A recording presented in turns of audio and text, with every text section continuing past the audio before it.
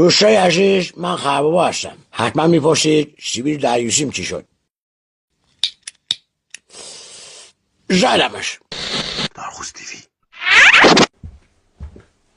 بابا لاکی کلید مدرسه که از این بعد قرار شد بعد از راه بریم کتابخونه مدرسه درس بخونیم. آفرین پسرم، چه کار خوبی میکنید. فقط ساعت دقیق برگشت رو بهم بگو. اوکی، حدودا تا ساعت 8 شب درس میخونیم. مامان من دارم میام با بچه درس بخونم. آفرین پسرم، صبر کن غذا و میوه‌تو بدم با خودت ببری. آره مامان، من هر نیم ساعت گشتم میشه. دستت درد نکنه. نوش جونت پسر خوش خوراک من.